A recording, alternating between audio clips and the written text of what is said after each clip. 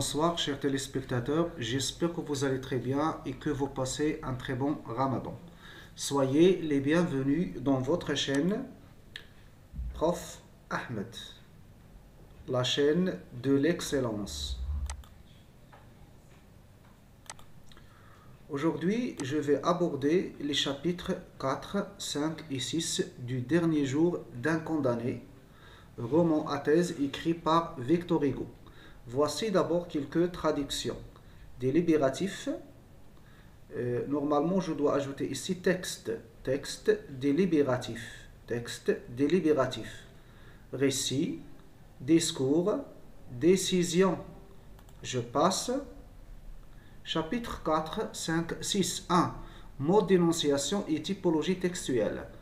Dans le chapitre 4, il s'agit d'un discours. Le mot d'énonciation, vous savez bien que nous avons, dans toutes les langues, nous avons deux mots d'énonciation. Le discours ou bien le récit. Dans le chapitre numéro 4, il s'agit d'un discours. Type de texte descriptif. Chapitre 5, mot d'énonciation, récit. Type de texte narratif. Chapitre 6, mot d'énonciation, discours. Type de texte délibératif. Qu'est-ce que ça veut dire un texte délibératif? Un texte délibératif, c'est un texte dans lequel le personnage parle avec soi-même ou avec les autres en vue de prendre une décision. En vue de prendre une décision. Bien. Dans notre texte, il s'agit de la décision relative à l'écriture. Ça veut dire le condamné à mort délibère enfin de prendre la décision d'écrire son journal de souffrance. On passe. Quelques traductions. Masure, lèpre, barreau, galérien, majesté, splendeur, palais, château. Un édifice, une histoire. Chapitre 4. Donc, dans le chapitre 4, je viens de dire qu'il s'agit d'un texte descriptif. D'accord? Donc, désolé. On revient en arrière.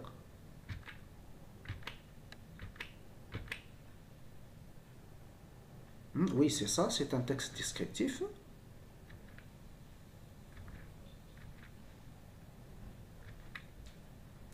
Alors, un édifice, une histoire, chapitre 4.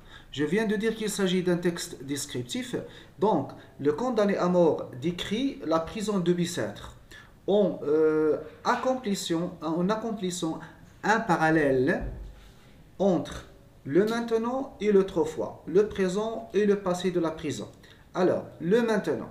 Maintenant, la construction qu'il décrit est une prison. Pour la décrire, il a utilisé un lexique péjoratif. Ça veut dire négatif, défavorable, dévalorisant. Masure, lèpre, barreau, galérien. La description de la construction, construction qui relève de l'autrefois, c'était un château d'un roi. Il a utilisé bien sûr un lexique mélioratif, positif, favorable. Majesté, splendeur, palais. Vous voyez ici, nous avons cette première image, c'est voilà, donc c'est un château. Et la prison de Bicêtre était un château, d'accord, était un château splendide, c'était un beau château. Il s'est transformé en une prison. C'est une prison. Je passe. Quelques traductions. Traitement, douceur, brutaliser, consoler, chosifier. 3. Réflexion sur la vie pénitentiaire. Quand je dis la vie pénitentiaire, je parle de la vie dans la prison. La vie en prison. Bien. Chapitre 5. Traitement du condamné. Au début, il est traité avec douceur. Pourquoi? Parce que c'est quelqu'un qui parle latin, son habit connote un homme issu de la bourgeoisie, n'est-ce pas? après, il est brutalisé, d'accord? Il est ridoyé par les geôliers. Quelle est la langue parlée par les prisonniers? C'est l'argot. Cette langue est détestée par le condamné. Je dois ajouter ici une parenthèse, n'est-ce pas? Ici. Donc, je viens de dire que le condamné déteste, il n'aime pas l'argot, la langue parlée par les prisonniers. Alors, comment les prisonniers voient-ils le condamné à mort et comment les geôliers le voient-ils aussi? Les premiers, ça veut dire les prisonniers, le consolent, tandis que les seconds le chosifient, ça veut dire le prennent pour une chose. Ils ne le prennent pas pour un être humain à respecter, mais pour une chose. Je passe. Quelques traductions. Souffrir, enseignement. 4. Utilité de l'écriture au sein de la prison. Chapitre 6. Voilà. L'écriture permet au condamné d'oublier son vécu, son quotidien, de moins souffrir. D'accord? Ça, c'est la fonction et le rôle de l'écriture au sein de la prison. C'est permettre au condamné d'oublier sa vie dans la prison, c'est-à-dire moins souffrir. Très bien. La deuxième fonction, l'écriture sert d'enseignement et contribue à l'abolition de la peine de mort. Ça veut dire l'écriture va servir d'enseignement aux gens qui viennent après le condamné à mort, parce que le condamné va mourir, n'est-ce pas? On passe. Quelques traductions. Hideux, colline, splendeur, pignon, ave, figure.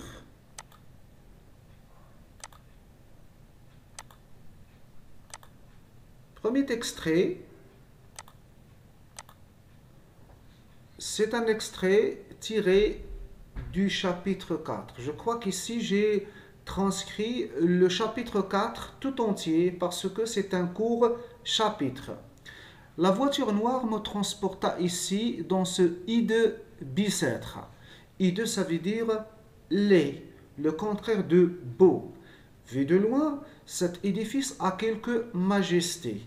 Il se déroule à l'horizon, offrant d'une colline et à distance garde quelque chose de son ancienne splendeur. Splendeur, ça veut dire beauté.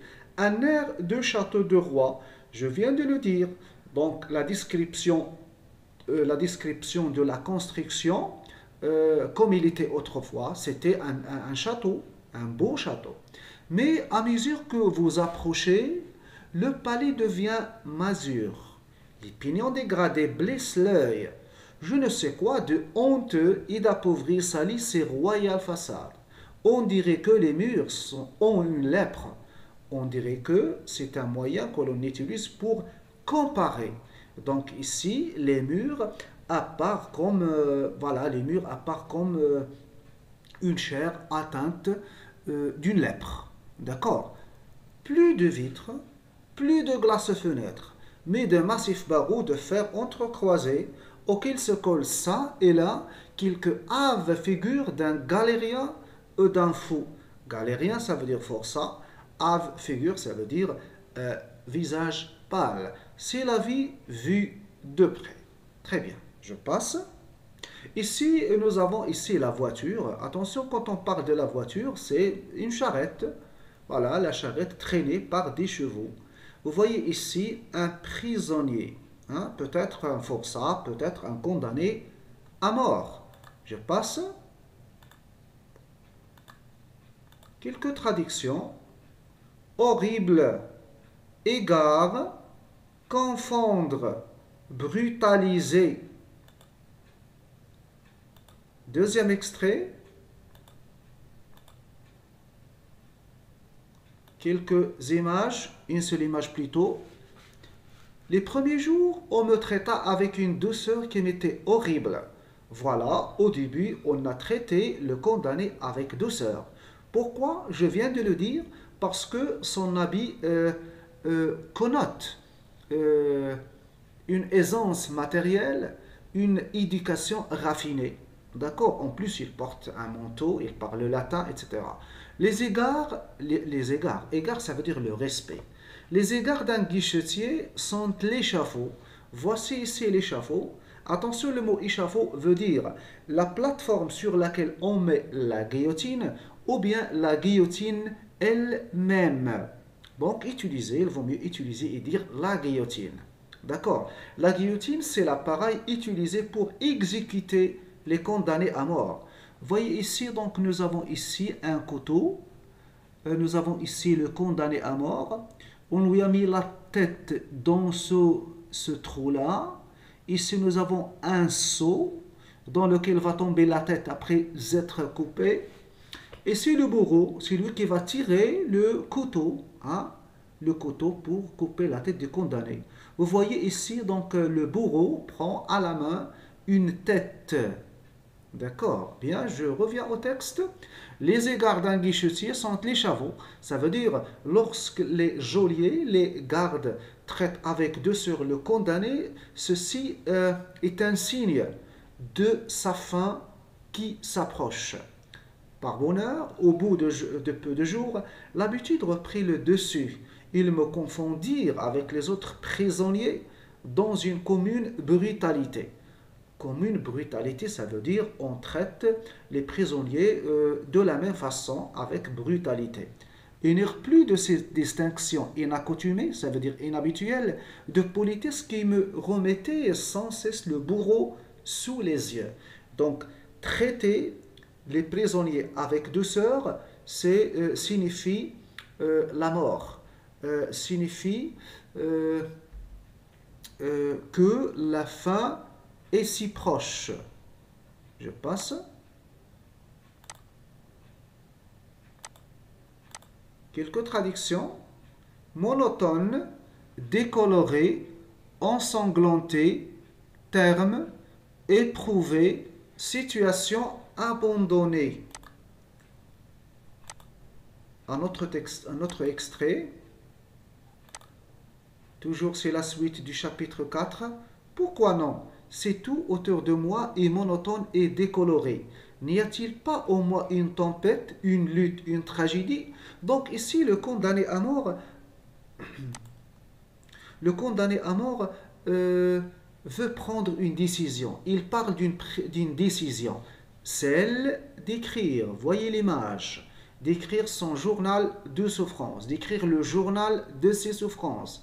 Cette idée fixe qui me possède ne me présente-t-elle pas à moi à chaque heure, à chaque instant, sous une nouvelle forme toujours plus hideuse et plus ensanglantée à mesure que le terme approche? Le terme, ça veut dire la fin, ça veut dire la mort.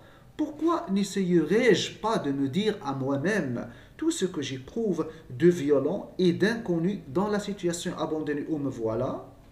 Très bien, donc ici je souligne le mot monotone. La monotonie, ça veut dire l'ennui. Donc pour oublier son vécu, sa vie difficile, amère dans la prison, et moins souffrir. D'accord? Voilà pourquoi le condamné veut écrire son journal de souffrance. Je passe. Quelques traductions. Inutile, supplice, inachevé, sensation, profond, enseignement. Un autre extrait. C'est quoi ça? Ah d'accord, toujours la suite du chapitre 4. Et puis, ce que j'écrirai ainsi ne sera peut-être pas inutile. Donc ici, le condamné parle des raisons. Encore, il parle des raisons qui le poussent à écrire. Je viens de dire qu'il veut écrire pour oublier son vécu, pour moins souffrir. Maintenant, voici une autre raison. Et puis ce que j'écrirai ainsi ne sera peut-être pas inutile. Ce journal de mes souffrances, heure par heure, minute par minute, supplice par supplice, supplice ça veut dire douleur. Si j'ai la force de le mener jusqu'au moment où il me sera physiquement impossible de continuer, cette histoire, nécessairement inachevée, mais aussi complète que possible, de mes sensations, ne portera-t-elle point avec elle un grand et profond enseignement? Quand on dit enseignement, ça veut dire le journal des souffrances du condamné va servir de leçon aux juges, en particulier au monde, au public en général. Il va leur servir de leçon pour abolir la peine de mort. Voilà mes amis, je vous laisse à la séance prochaine, Inch'Allah. Au revoir.